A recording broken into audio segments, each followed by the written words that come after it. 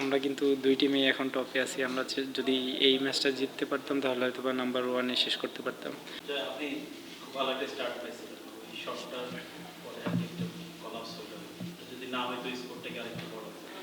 হ্যাঁ, অবশ্যই আমার খুব ভালো ব্যাটে লাগতেছিল এবং আমি কনফিডেন্ট ছিলাম যদি ইনিংসটা আরেকটু বড় করতে পারতাম তাহলে হয়তোবা আমি যদি 60-70 করতে পারতাম তাহলে হয়তোবা টিম স্কোর 160+ হলে খুব ভালো গেম হতো।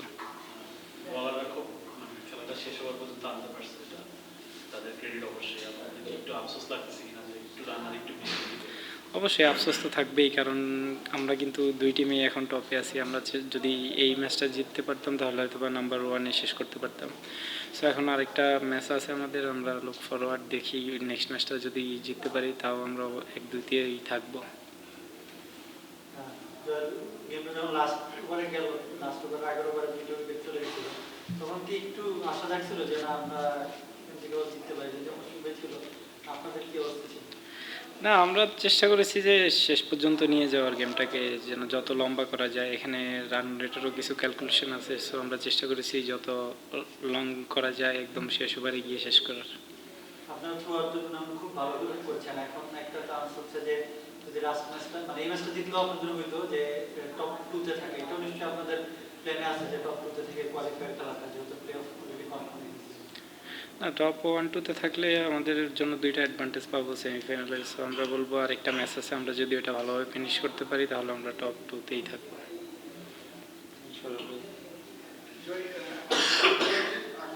যে ব্যাটিংটা আর কি সেখানে যে টানা 300 ওটা কি মোমেন্টাম চেঞ্জ করে দিয়েছে কিংবা ম্যাচে টার্নিং করে দিয়েছে?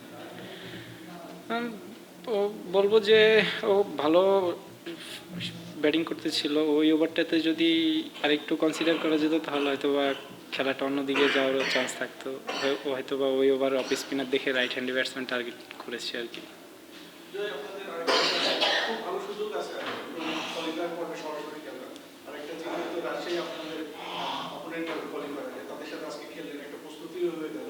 সব মিলিয়ে কেমন মনে করেন প্রতিপক্ষ হিসাবে এবং কোয়ালিফায়ারে ফাইট দিয়ে আপনারা সরাসরি ফাইনালে যাইতে পারবেন কিনা, বা এই ধরনের একটা প্ল্যানিং তো নিশ্চয়ই আছে টিম হিসেবে অপোনেন্টকে কেমন? না দেখেন, ও রাজশাহীর সাথে আমরা একটা ম্যাচ কিন্তু সিলেটে জিতেছি। আজকের ম্যাচটাও খুব ভালো ক্রিকেট হলো। সো আমরা বলবো আমরা যদি ভালো পারফর্ম করি মাঠে, অপোনেন্ট যে কেউ হোক না কেন ভালো খেলা হবে। রাজশাহী ভালো টিম, আমরাও ভালো খেলতেছি। Thank you.